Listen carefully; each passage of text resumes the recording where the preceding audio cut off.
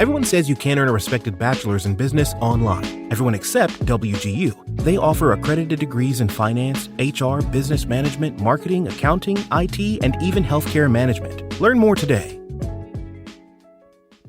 Hey guys, time to get in on the action for the biggest moments in basketball with Prize Picks, America's #1 fantasy sports app. Just select 2 or more players, pick more or less on their projections, place your entry, and win up to 100 times your money. Right now, Prize Picks will match your first deposit of up to $100. Just download the Prize Picks app and use the code GET100. That's code GET100 on Prize Picks for a first deposit match of up to $100. Prize Picks. Pick more. Pick less. It's that easy.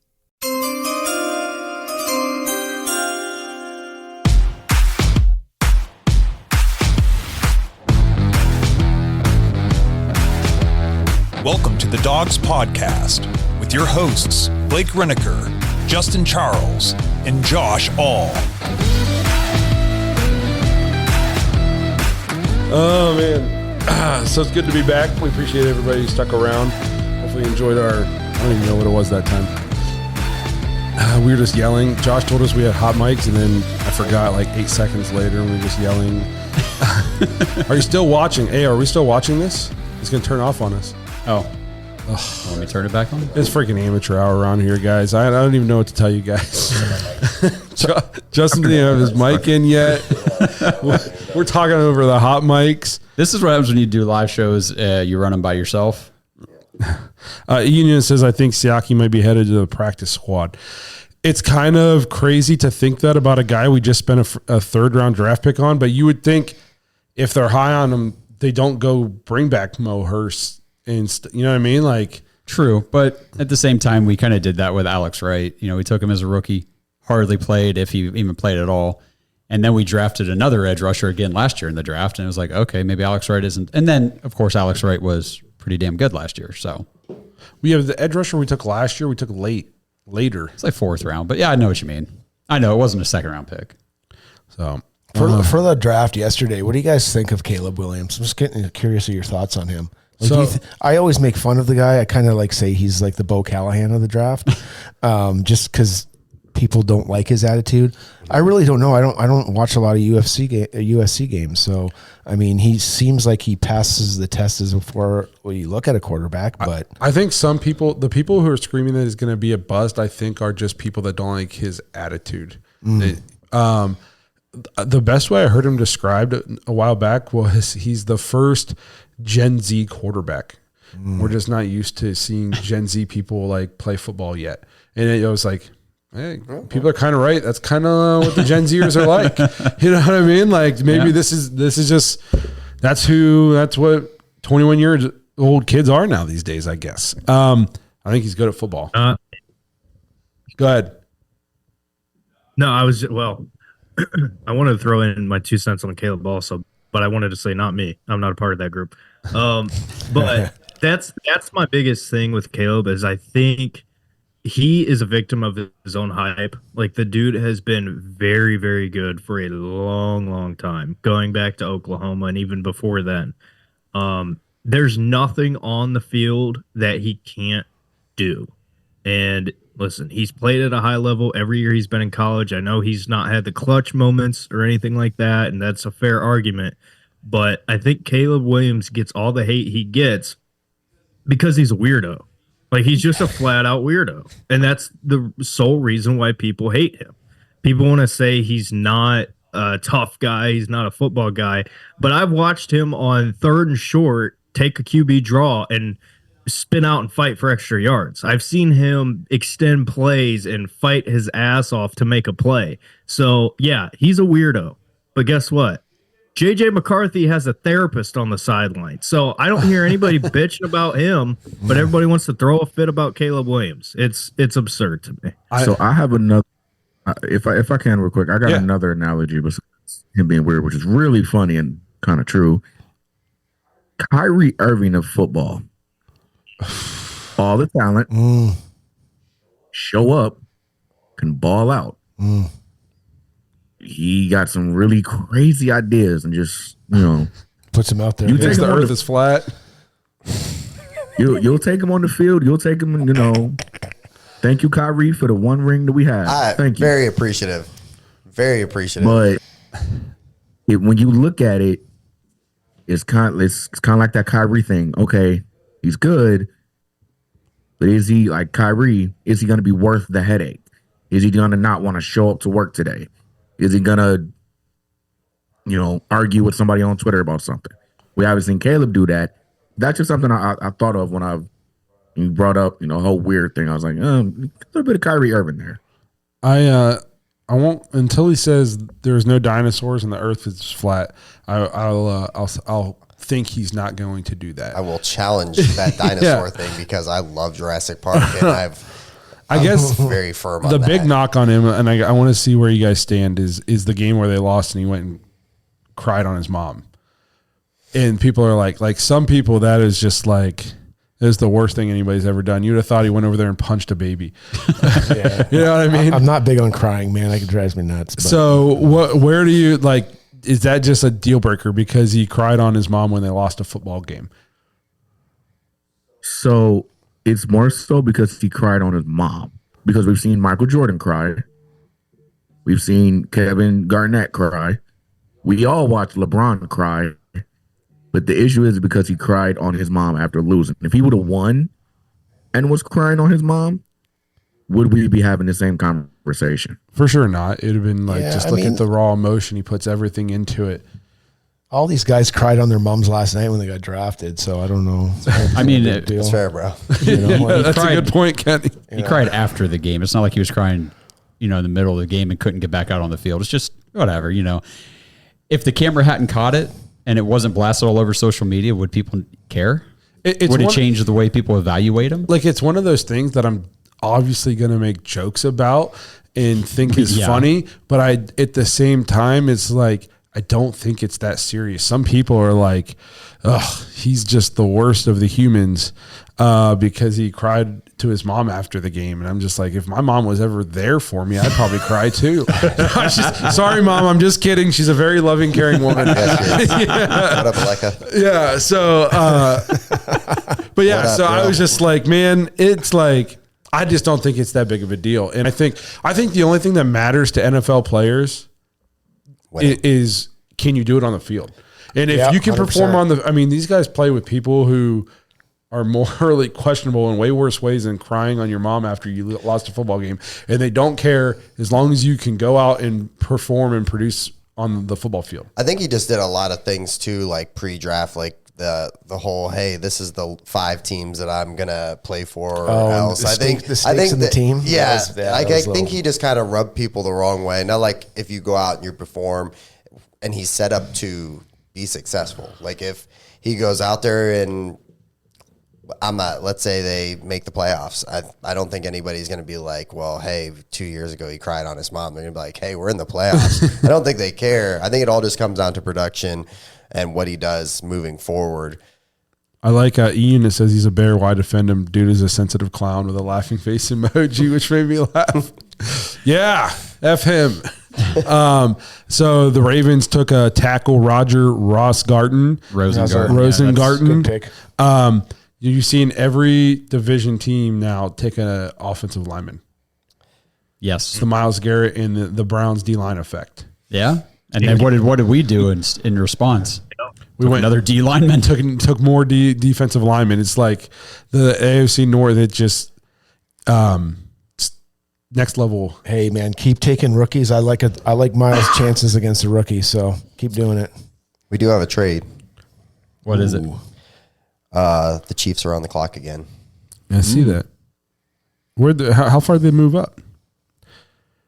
Watch them coming in for another receiver. Yeah, Troy Franklin. Did they just swap spots with the Niners? That's what I was thinking. Yeah. Oh, and we wanted to talk about Pearsall. Yeah. Okay. So here's another thing too. They just took the tackle out of BYU. Oh. Okay. Where do you guys? So the Niners they draft a receiver, which people are saying has kind of sealed the fate. First, you heard it was they were shopping Aiyuk and Deebo. I'm hearing that they're Deebo. It's Deebo. That Deebo's is not going to be there. So I heard that they were shopping him to New England, and this was supposed to happen before New England picked today, but this didn't happen now. And but Why? I've also Why do they want to get rid of him? I think just money. Cap space. They've got a lot of dead money cap. tied up. They just paid him. Like, you know what I mean? You didn't. I know.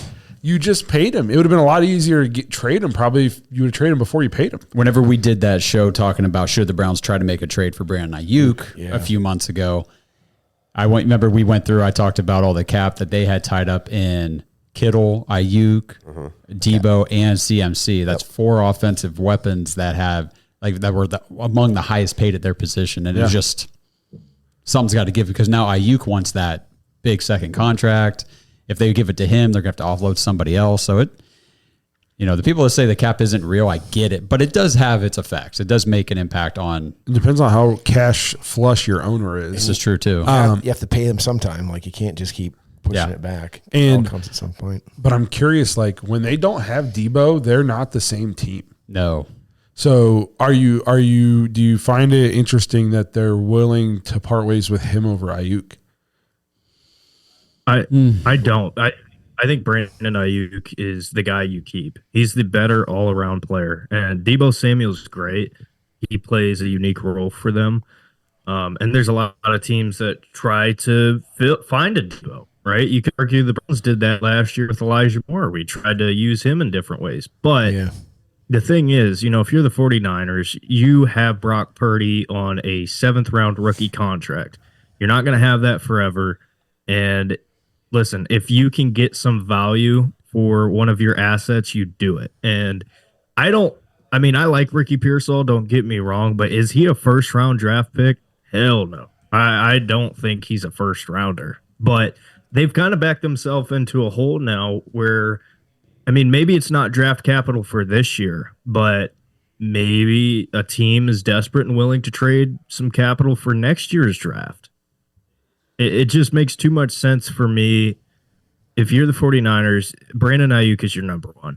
He just is. And I think Deebo is unique. I think Deebo is a really good receiver. But you just can't let Aiyuk walk out that door. You just can't. We had a good comment here in the YouTube comments. Ashton the Joker wants to know if there's any picks from last year that are going to have an impact on the team this coming season. So just a refresher for who all we took last year, for you guys who might not remember. Got it. We took Cedric Tillman. In the 3rd, we took Siaka Ika, who we've touched on, DaJuan Jones, Isaiah McGuire, DTR, Cam Mitchell, and Luke Whippler. DaJuan Jones? No, so here, call me crazy. DaJuan Jones might not make an impact this year. This is an interesting thing that's going to be fun to watch all summer, because I don't know how you keep him off the field. Yeah, what are you going to do? You're just going to replace him with when Harris left and get him as a fullback and backup, or it's one of those things where if Jack Conklin's healthy, you got to think Jack Conklin's going to start. Yeah, Jack Conklin could be a post-June 1st trade. I know it doesn't make a whole lot of sense right now, but if they're both on the roster, I would say Conklin starting. That's just the way I would think. I think that Cam Mitchell will probably make a little more of an impact this year, rotating in with the top 3 cornerbacks, because I liked what I saw out of him last year, and obviously, later round rookie, but he showed some flashes. I would like to see what Isaiah McGuire can do in a rotation on that, defensive line. And Cedric Tillman, at this point, we didn't use the 2nd-round pick on a wide receiver. So if we do take one, it's going to be 3rd round or later. Cedric Tillman's coming into that 2nd year of his career, and he was very productive in college. I thought he was going to, he's got very good upside. Well, we know who it's not going to be. It's not going to be Luke Whippler. It's not going to be Dorian Thompson-Gray. Well, the thing with Luke Whippler, though, God forbid you get an injury like what happened to Conklin. Now all of a sudden he might step in. I like Luke Whippler. He was playing guard for a bit too, though, was he not? That's what I mean. Yeah. Right. Yeah, it could be him. You're right. But I see what you're saying. He's definitely backup this year going in.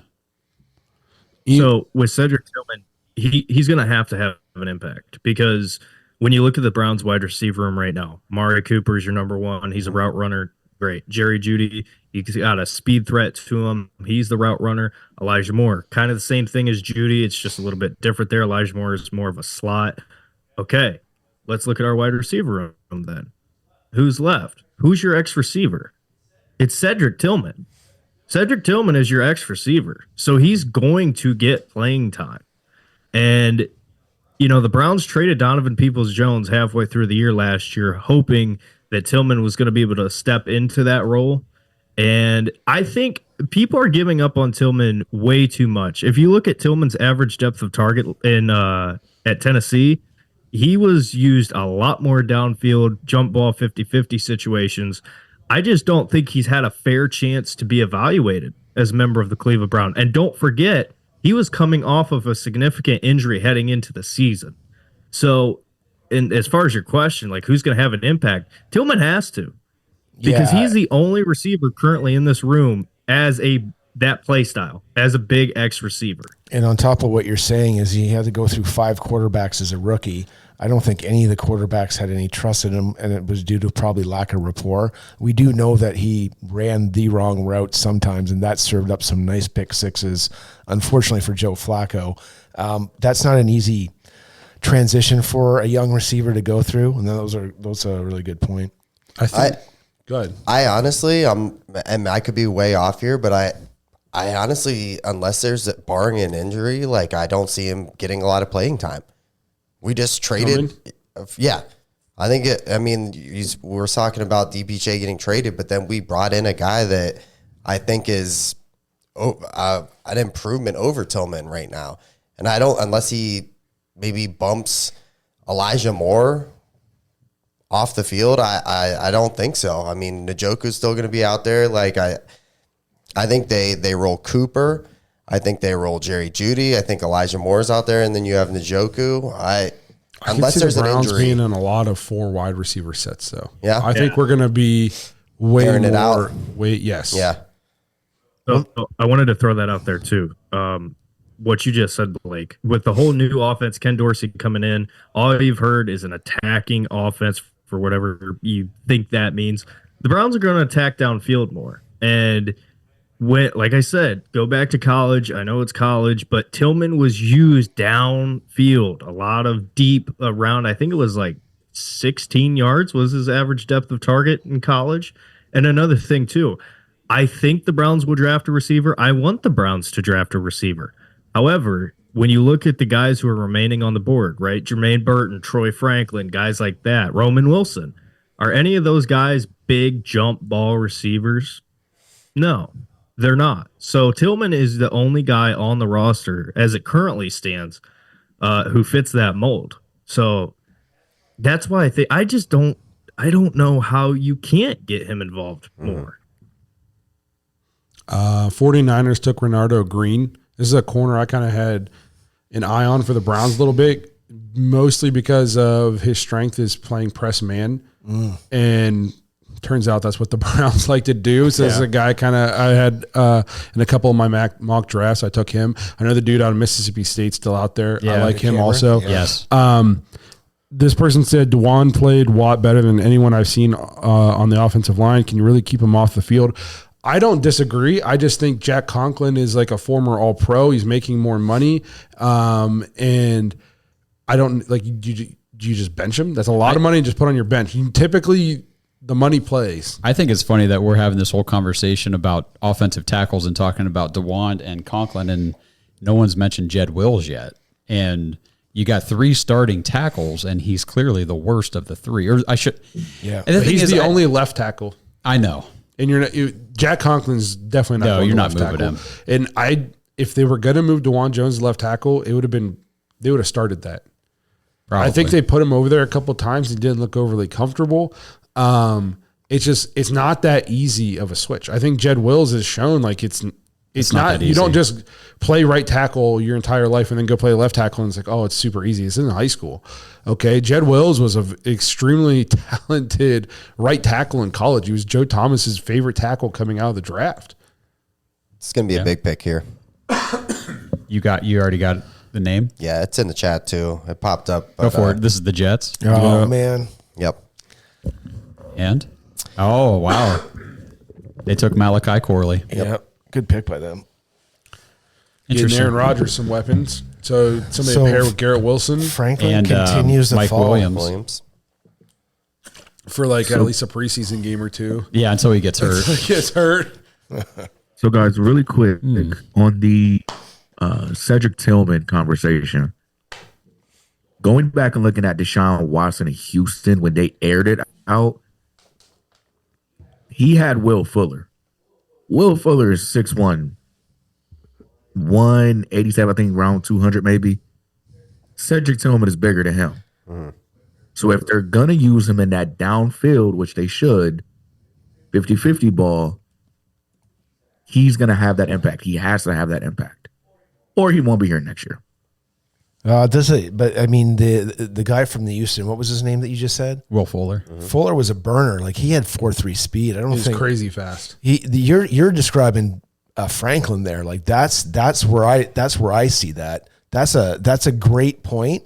But I think Franklin would be the guy that you would want to do that exact thing. Honestly, I mean, I think DeAndre Hopkins though would be There the you go. 50-50 guy. Exactly, because he's a little Exactly what slower. he's using. Yeah. Yeah.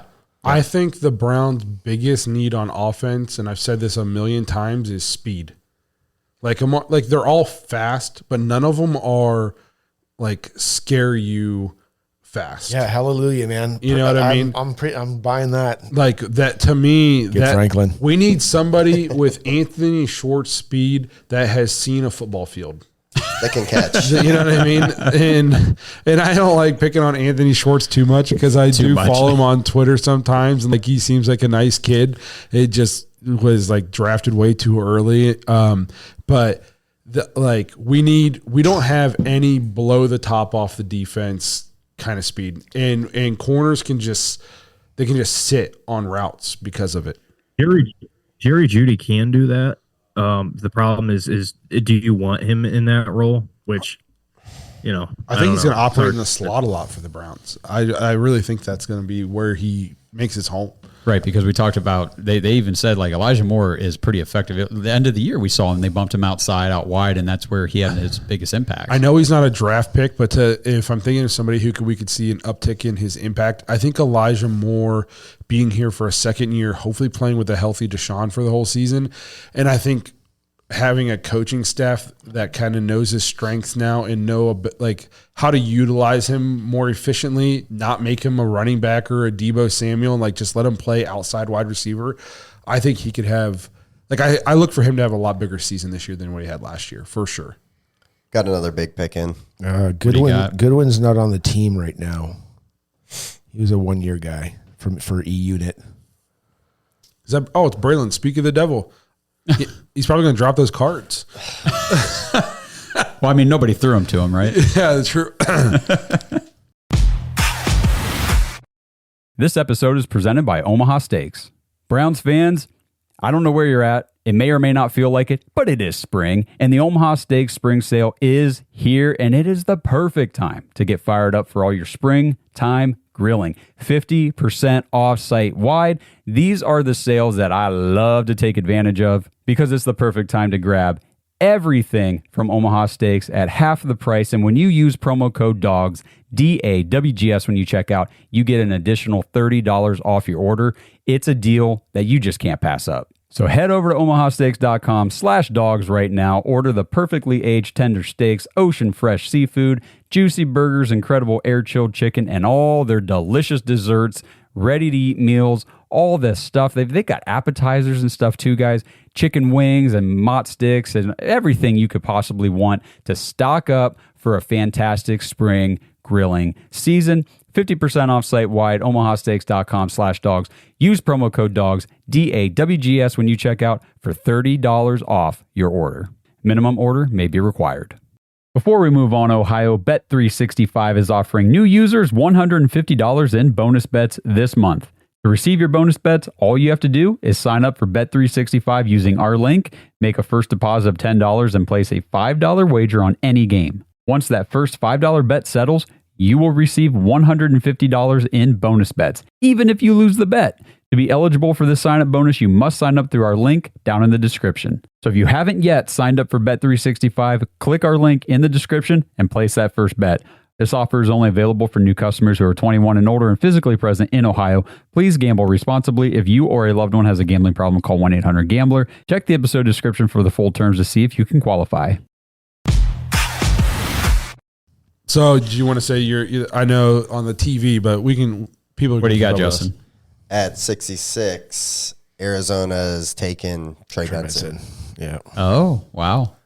I know a lot of, like, if you just follow like fantasy football circles and stuff like that, there was a lot of faith in the stability of James Conner's job as the lead running back there, and this pick of Benson maybe makes it interesting.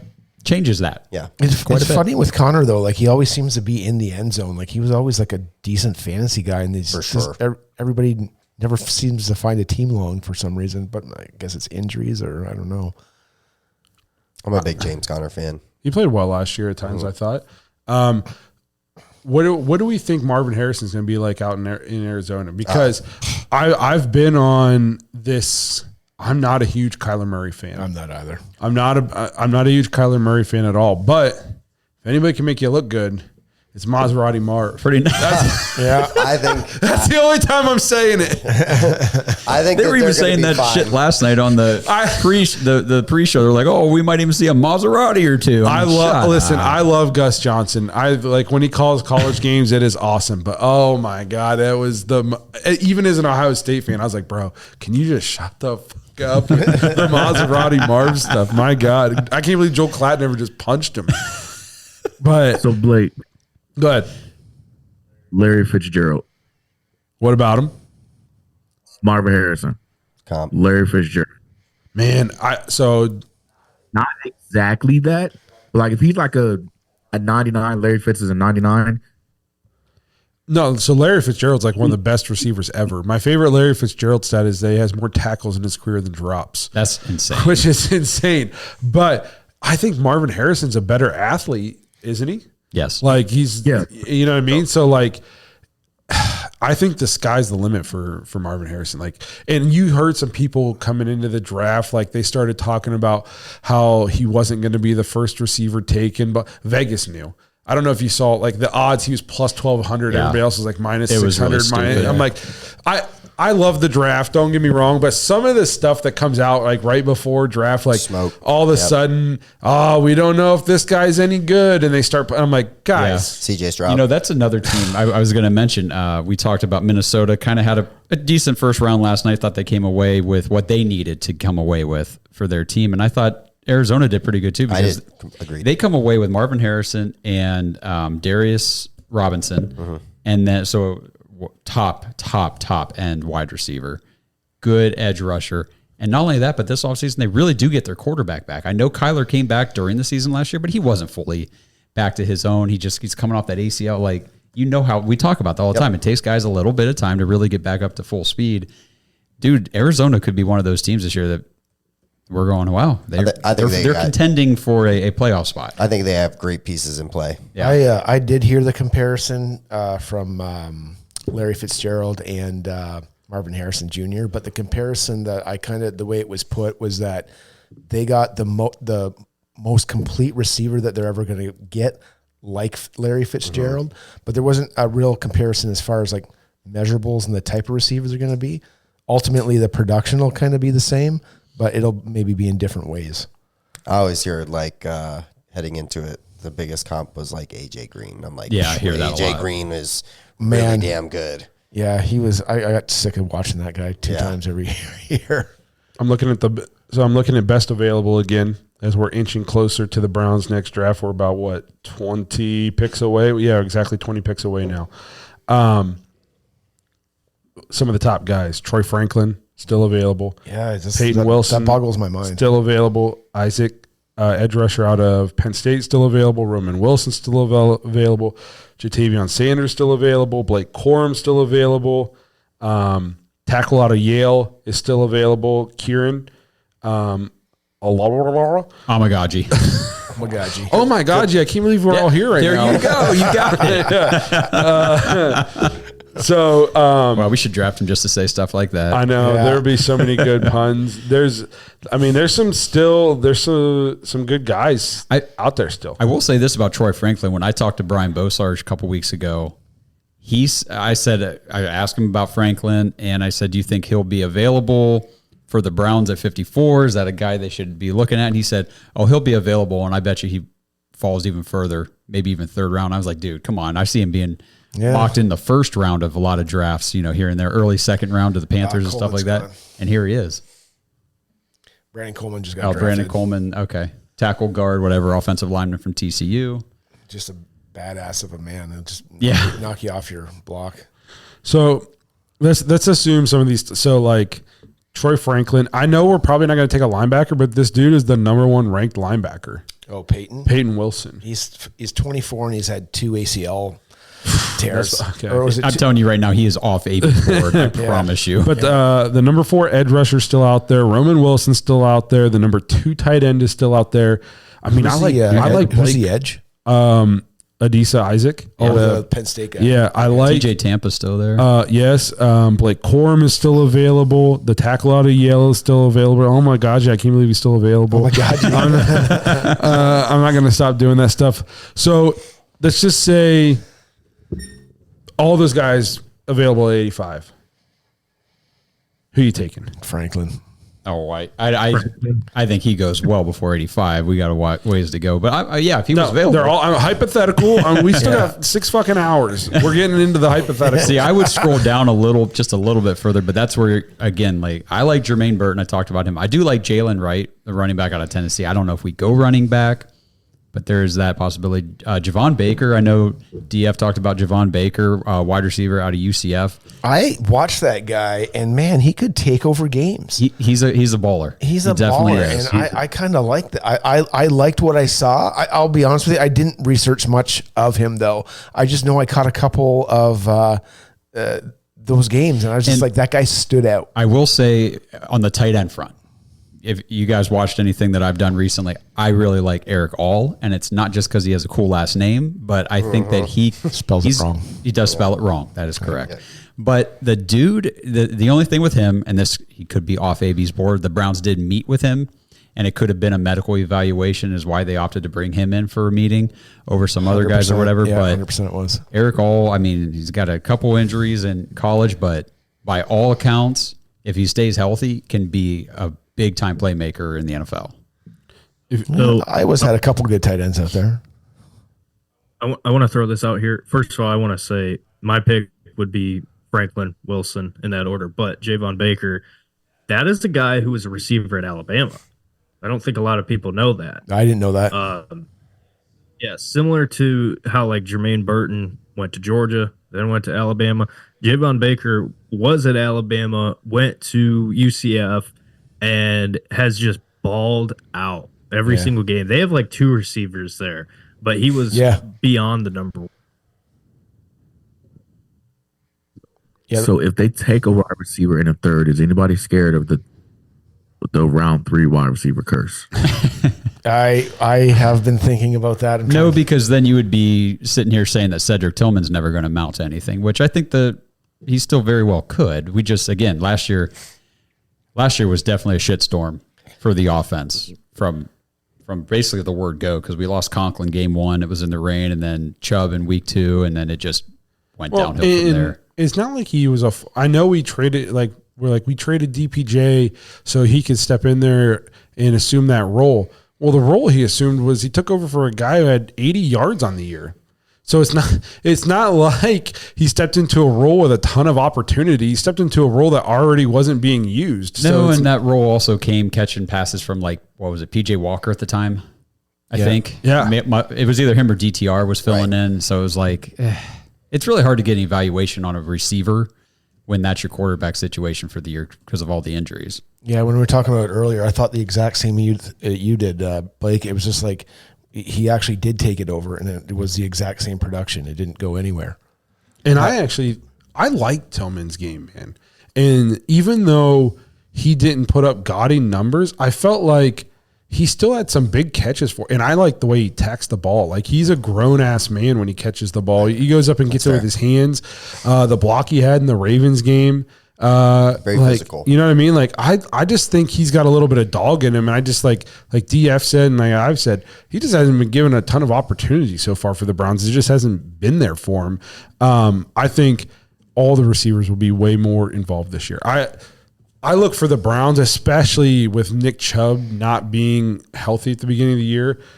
Man, I think we're going to be very pass heavy. Like, it's going to be very pass heavy, I think. I've got 2 picks in if you guys are interested. Yeah, let's hear them. Actually, I have List them. 3. I got 3 picks in. Thank you, Brad Moneymaker. Patriots, Caden Wallace, offensive lineman. Chargers just took linebacker Junior Colson. Out of Michigan. Oh, okay. Uh-huh. And then Giants at 70 have selected cornerback Andrew Phillips.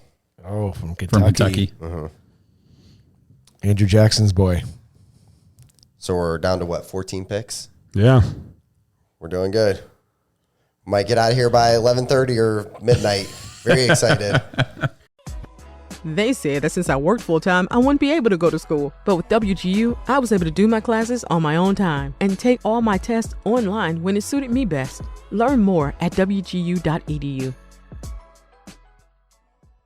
Hey guys, time to get in on the action for the biggest moments in basketball with Prize Picks, America's #1 fantasy sports app. Just select 2 or more players, pick more or less on their projections, place your entry, and win up to 100 times your money. Right now, Prize Picks will match your first deposit of up to $100. Just download the Prize Picks app and use the code GET100. That's code GET100 on Prize Picks for a first deposit match of up to $100. Prize Picks. Pick more. Pick less. It's that easy. Swimsuit? Check. Sunscreen? Check. Phone charger? Check. Don't forget to pack the 5-Hour Energy. It fits great in a pocket or carry-on, and the alert feeling will help you arrive ready for anything. Now get 20% off when you use code 5HETRAVEL at 5hourenergy.com.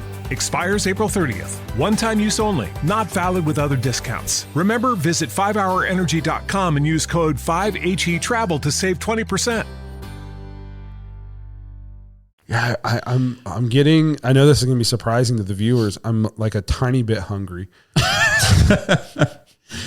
Although just a little behind the scenes. So looked over, Devontae just did a full lean, and I was like, "Oh yeah, here we go." I'm like, I ate a late lunch. So I didn't eat any dinner before I came here, and then I know that's shocking. I'm not just constantly eating. I'm surprised too, but yeah, I'm getting. So if we could wrap this thing up, at a decent hour, and I want to get a couple maps in. Yeah.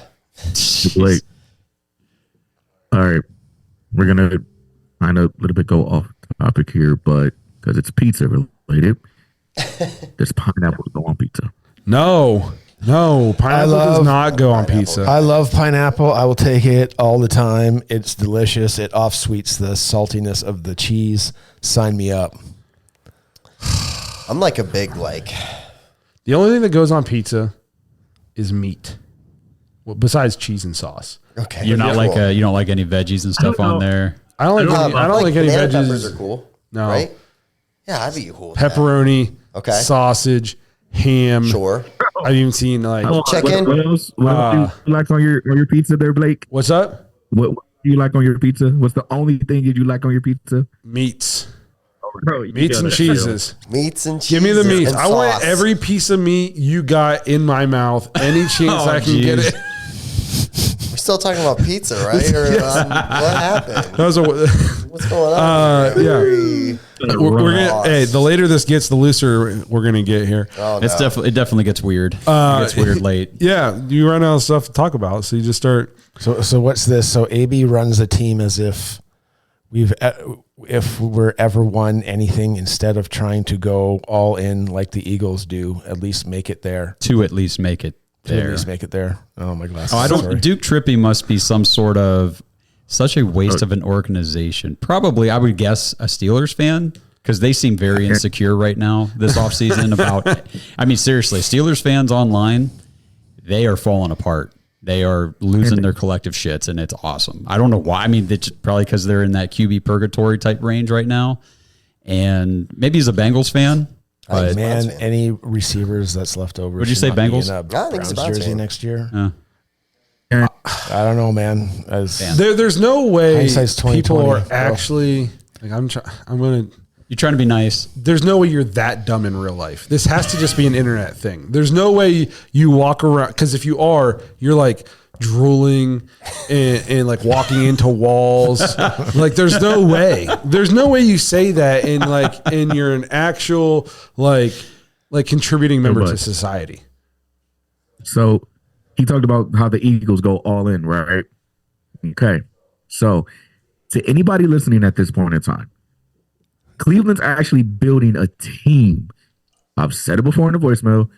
I've said it before when I was on my episode with Josh. Cleveland's building a team. You need consistency up top, Andrew Berry. You need consistency as a head coach, Kevin Stefanski. The offensive coordinators are going to change. The defensive coordinators are going to change. The ball boys are going to change. You need consistency. One of the reasons why Philadelphia is the way it is because Jeffrey Lurie hasn't left. Howie Roseman is still there, and he got sent away when Chip Kelly was there. He got put in what Philly fans call as the other part of the office, in a closet, came back, and has now become one of the best GMs to ever touch a contract, touch a pen to get what's needed to get done.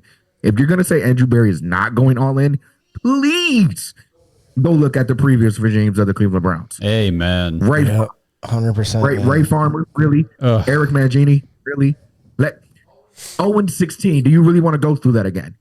Like, y'all crying, complaining about how Andrew Berry's not doing anything, and he's been the most consistent GM that I've ever seen in my 29, almost 30 years of life in a Cleveland Browns organization. So before you compare what Andrew Berry is not doing to what another team is doing, please go look at the facts.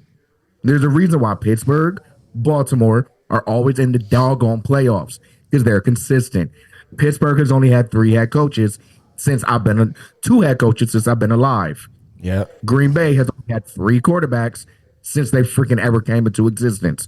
Some teams have consistency. Andrew Berry is building that.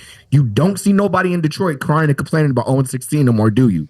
Nope. No, they're rallying around their team and riding or dying for the team. So if you're going to ride or die for the Cleveland Browns, shut your mouth, put on your gear, and do what you need to do.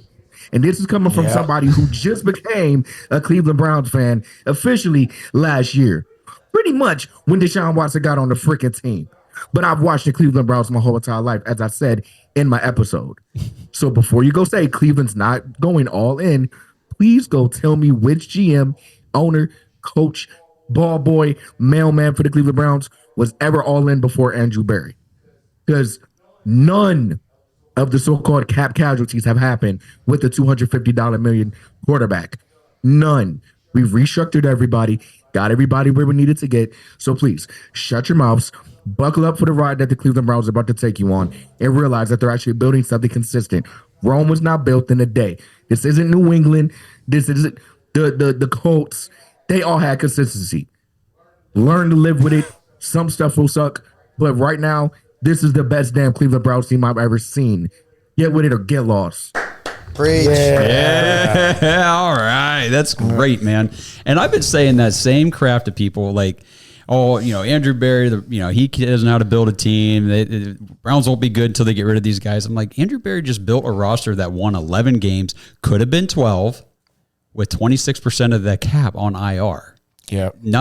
How many teams can do that? Listen, not much. We've gone to the playoffs 2 of the 4 years he's been the GM. The year we didn't we didn't make the playoffs the year Baker got hurt. So with an injured quarterback, and we didn't make the playoffs with the year our quarterback was suspended and we were playing with a backup. And then we did make the playoffs the year with 5 different quarterbacks. So don't tell me he hasn't done anything. Like he said, Rome's not built in a day. Consistency matters in the NFL. And you know how you can tell Andrew Berry is good? He's starting to get like a tree. You know what I mean? Like the guy, we are getting compensatory picks and stuff because people are got people off of his staff to their team, and we're getting picks for it because the league respects what Andrew Berry does. So it's starting to become the point where if you've worked with Andrew Berry or you're affiliated with Andrew Berry, you can get a job in our organization because we know Andrew Berry knows what he's doing.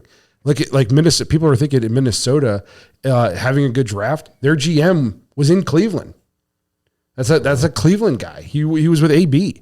So it's crazy to me. He says, "Hey guys, Andrew Berry's doing better than our past, so we should be happy that he hasn't made a move to improve this team since the last year's trade deadline." What? I fucking hate stupid people. This is what's wrong with people on the internet is they just say there's no way this is a serious person. I mean, did Andrew Berry go through all of free agency and do nothing? Did he not help us bring in all those new coaches? Like, well, they would were not driving, just get Jerry Jeudy. They were for a fifth and a sixth. They were driving that point home on something that I was listening on the way here. You look at the array of general managers, okay, and when you look at a general manager, they got to do a couple things. They got to do free agency. They have to do trades. They have to do the draft. Some excel at other parts better than others. Basically, what this guy's saying.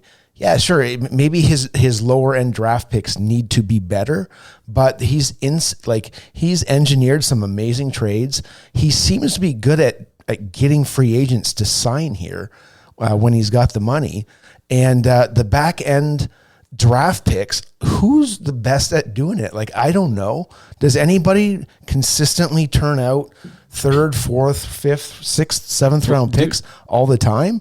I don't think anybody does. You hit a couple here and there. Maybe like Philadelphia Eagles, Harry Roseman. He probably does. He's probably the best at it at the draft.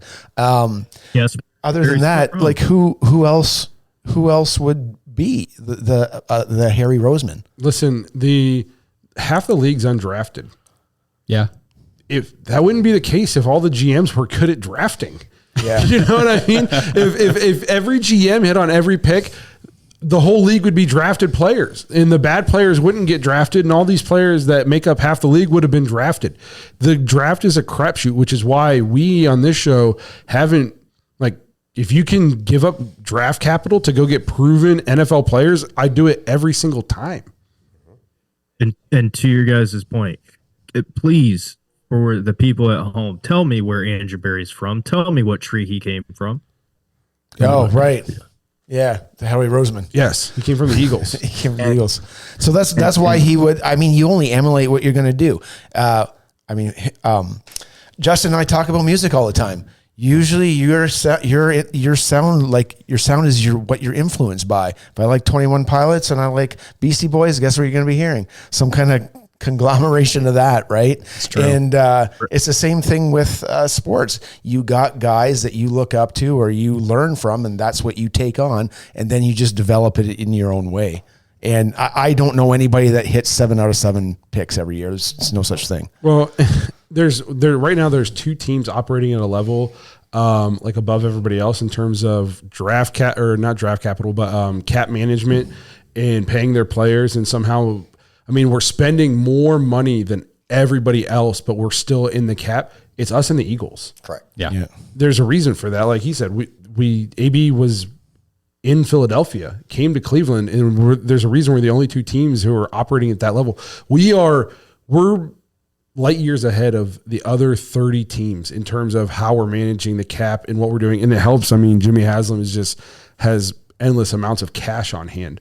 So this person says, he just thinks it's Madden. He didn't move up to take somebody who, turns out you don't get to turn off trade denial, and you don't just get to turn it off and just make teams pick what you want to do. Turns out you got to have teams that are willing to play ball. You're not going to say, hey, you're not going to move from 54 up to 10.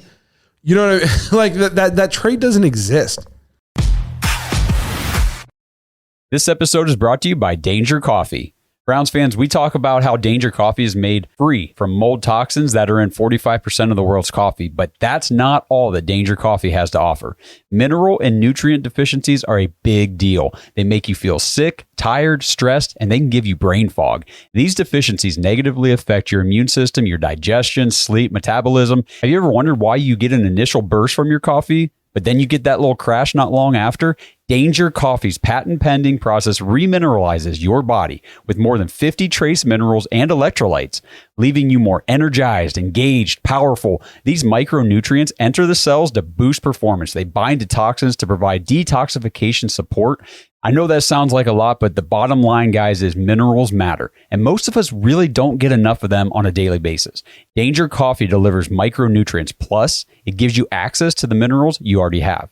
Head to dangercoffee.com, use our code DAWGS, DAWGS, for 10% off your order. And that code can be used over and over. So you get 10% off every order you make using code DAWGS. It's time to start every day off with a cup of coffee that gets you going and actually keeps you going. Dangercoffee.com, code DAWGS. He said, I would have been fine if they moved up for Newton, Mitchell, or DeJean, or moved back and took Hall, Rosegarden, or Kingsley. We drafted Hall! You would have been fine if we moved back to get him. And that's the thing, especially the later you go in the draft. And I mean, even in the second round where we were end of the second, the need for teams to move up to grab a guy isn't anything close to what it is like in the first round or the early part of the second round to try to get up and get somebody before somebody else. Those guys are kind of already gone, and now it's just kind of playing the board. And you're also assuming that these guys would have been there. When you trade up, it's a crapshoot. When you trade back, it's a crapshoot. They could have been not there. I mean, we did so many mock drafts just to do this episodes we did. Forget this guy. You know what I mean? Like it's fucking idiot. But, yes, for sure. But we spend too much time addressing him. We hear the same thing from the same people, right? It's like, oh well, once the draft's set and you look at it and you say, oh well, we could have drafted up that guy up there, but he might have not been available at that point. You can't just go up sometimes and get it. Like said, you can't just turn off trade denial. I mean, last night when the Chargers got on the clock, they took that thing down to the bottom of the ticker because I know they were trying to figure out a good trade because they were like, hey, somebody's got to want to come up here and get a quarterback, right? We're going to take a tackle at some, we just need a tackle. Yeah, the Browns did field calls, but they didn't work out for some reason, man. So you won't know. And we got the player we wanted who can come in and play. Alan Puckett says he signs all-star players before their value goes up. Myles is the 5th highest paid edge rusher, not first, and Njoku is like the 8th highest paid tight end. He set people like to freak out about Deshaun's contract. Yes. He's like barely top 10 highest paid quarterback now. Yeah. We've been saying this for years now. He sets the market instead of chases it. That's awesome. And that's what he specializes in. He's great with the cap. He signs free agents, and he seems to get the right guys. But I mean, the draft is like, if you take a look at the 3 things I mentioned, it's not the highest one that he does. It says some Browns fans would find a way to complain after a Super Bowl win. I said that before. I've said that too. If we won the Super Bowl, they would complain that we were going to lose the parade. Yeah. Did you have something? I saw the paper go up. We got quite an elite, high technical system up here when they want to say something.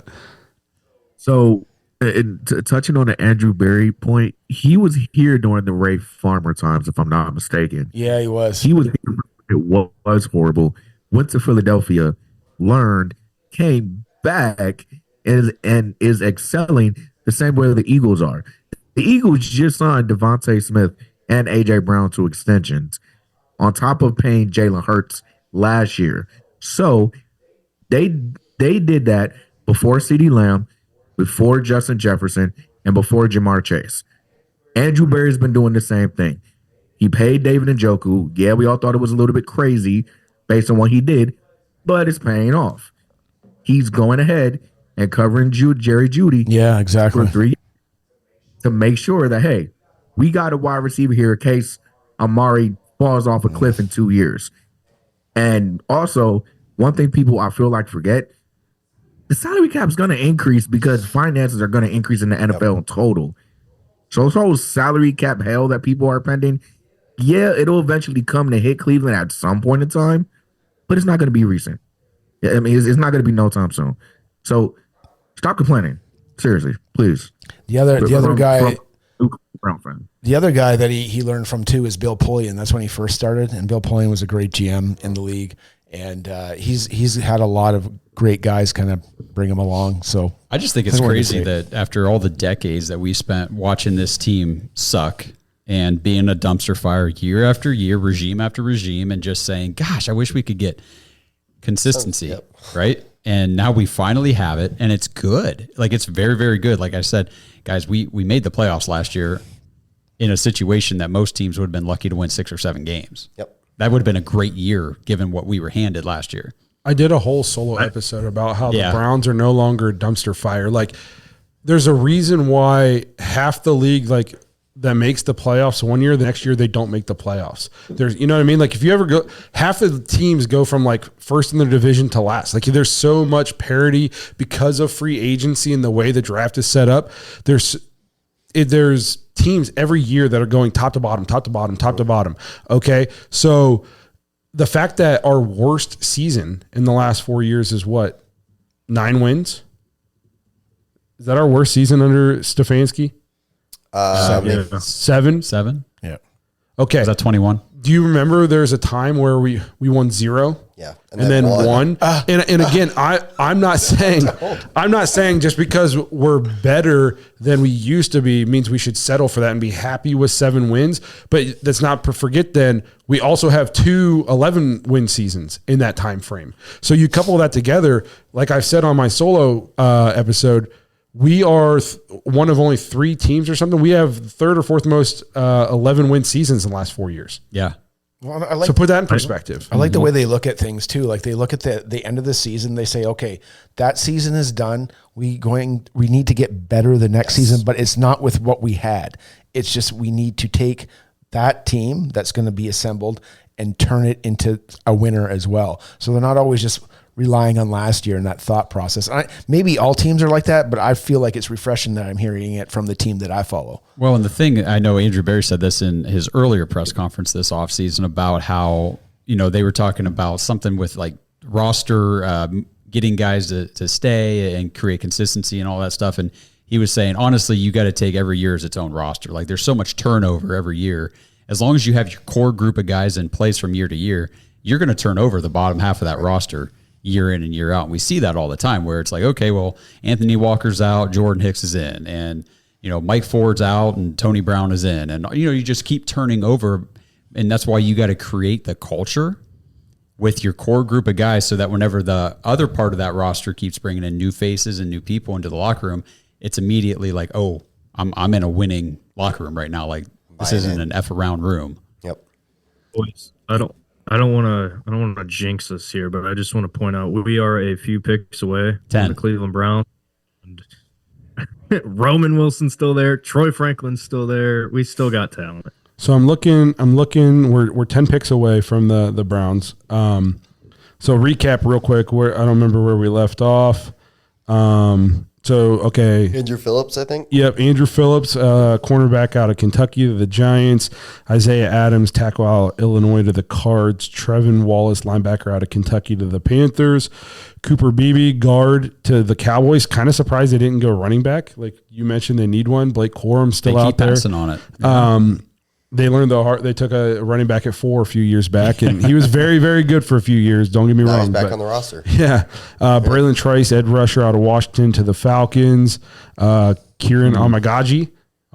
We can't pick him now. Tackle to the to the Bears. I know. That was somebody who was on a lot of people's radar for the Browns. I know that. Yeah. Dude's like a mountain. If we started him and DeJuan Jones, we'd have huge freaking tackles. 100%. I would have liked that. That would have been good. So that's the last few picks. Then if you look at who's on the clock coming up, you got the Broncos.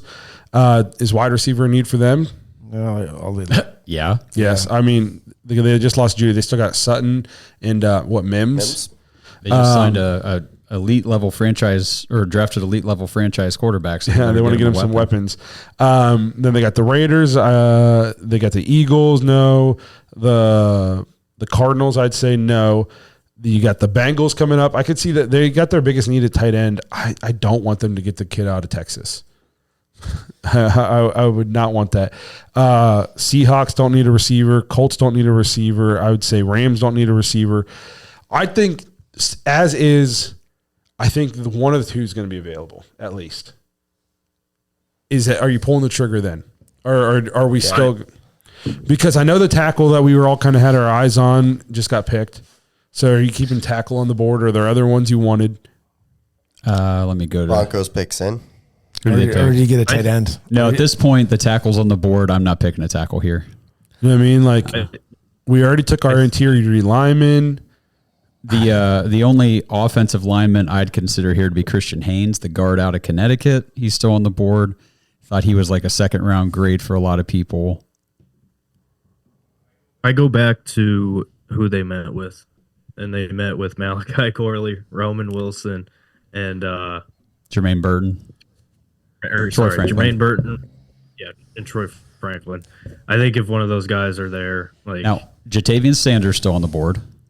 And so is true. TJ Tampa, who's, I mean, they could try to add another cornerback early here if they wanted to. Denver takes a edge rusher, Jonah Ellis out of Utah. Yep. So there's another, man. We're getting close. Yep. Could you imagine? Could you imagine? Let's just hypothetically again for a minute. Don't break anything back there, man.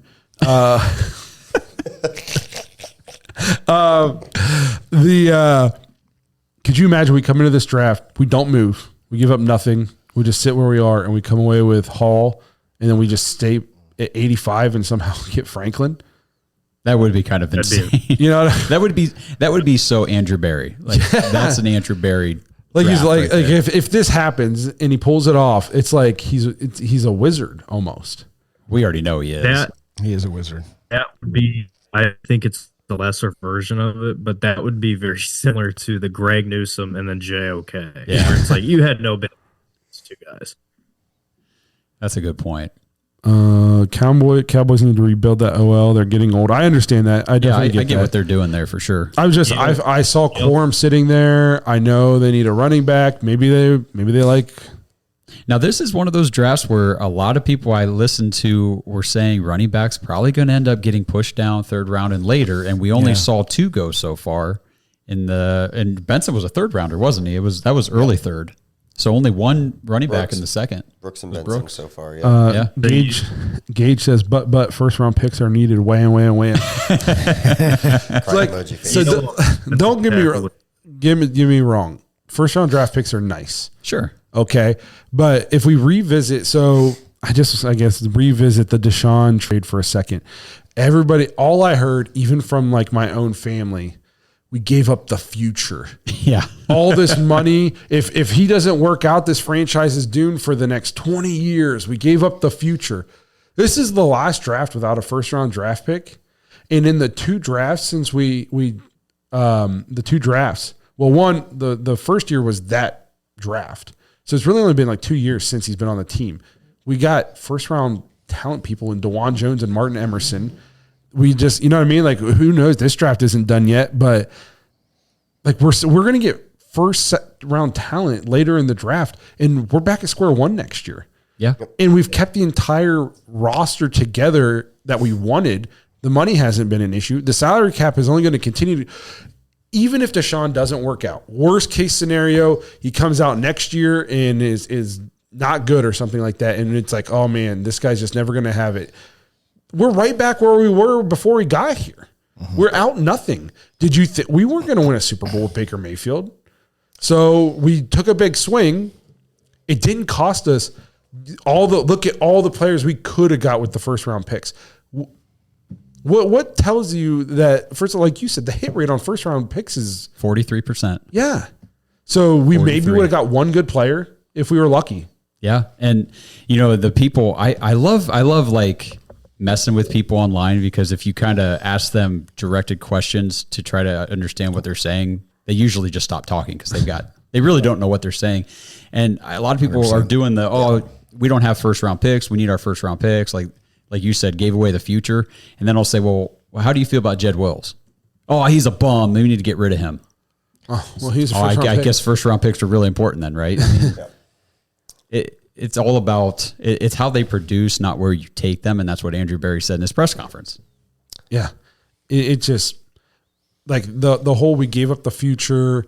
The Browns are going to be screwed if he does. They better hope he works out, or they're so screwed. No, we could literally not play another game with Deshaun, and we still have a loaded roster. We have first round draft picks again, and we could go get a quarterback. My favorite one is we gave them CJ Stroud. Just something interesting that's going on.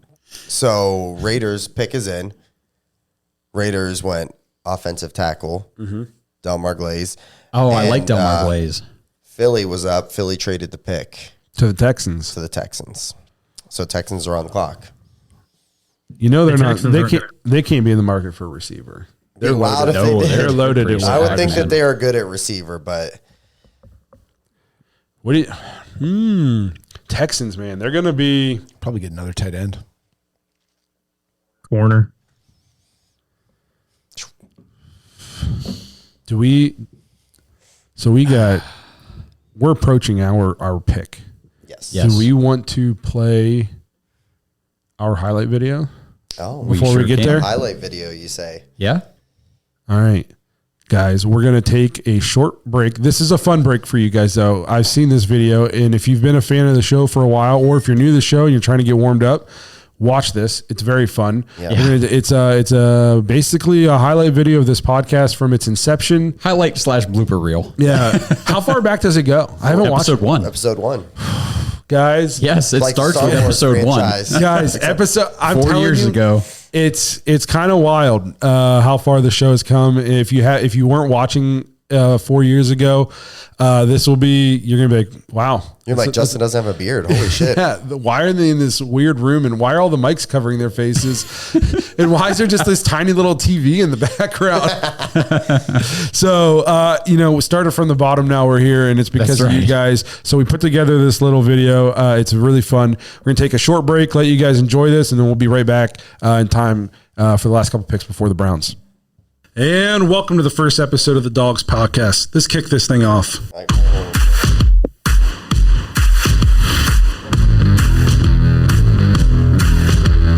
Welcome to the Dawgs podcast with your hosts Blake Reneker, Zach Kopp, Justin Charles, and Josh All. Once again, thanks for listening in on this. Today, it's a podcast all about the Browns for fans. We're not experts. We're just, unfortunately, Browns fans. Through the highs and the lows, we kind of want to share our thoughts, opinions, passions with you guys. Thanks for joining us on this journey. As you can see, back in the studio, first time in 2 weeks. We're COVID-free, we think, we hope. So we got this brand new table brought to you by Josh. His handiwork, it looks great. So thanks for doing that. To conclude the first ever 2020 Dawgs podcast draft for offense, I need a guard, and I really need a left guard, but we don't have any left guards available. Big thing that's happened since last week. Justin had another baby. Yeah. Congratulations. So yes, thank you. Just continuing a legacy of Cleveland fanship. Hopefully, maybe they'll see something exciting in their years. Maybe they'll see a win in person one day. I don't even know if that's how you say his name, but Floyd Womack, that's where I'm at. That's all I ask. If they end up being Baltimore or Steelers fans, they got to get out. They've got to go. But just so you know, you're getting Floyd Womack, a.k.a. Pork Chop. My thing is, if we're going to go with a secondary player here, I want Morg. I want Morg over Newsome. If we're going receiver, Bateman. And if we go edge, there's plenty of good edge rushers out there. Aziz is out there. Mm-hmm. That's who the fans wanted. Yeah. In our Twitter poll, the scheme he was brought in to implement. And, with the 26th pick, the Browns take Greg Newsome. The one guy we didn't want. All right, and your winner with 38% of the vote. Close vote here. The future quarterback, Baker Mayfield. Nice. And the good thing about it is we don't have to learn from a loss. We can get better after a win. So, just the mindset of trying to be just a bunch of big, hairy American winning machines is important.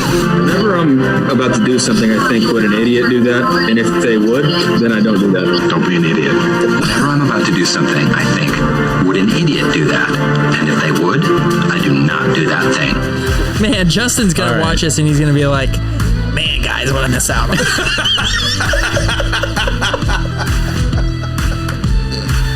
That was my Justin impression. For no, I'm going to pass out. One of the funniest things that's ever happened.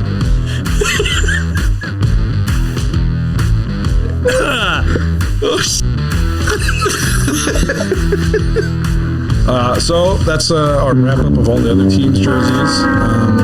Some winners, some losers. I'd like to talk about time out. Oh, how long did that happen? As you can see, this is not Zach Kopp over here to my left today. We have newcomer John Nye. Zach is going to be a dog forever. He just has a very hard, unpredictable, busy schedule right now. And then we got one more left. That was weird. Oh, man. Whatever. Well, what was I saying anyways? We got one more to go. Okay, I have Venmo. Buying them now. Tell me more, Daddy. Oh, I meant to send that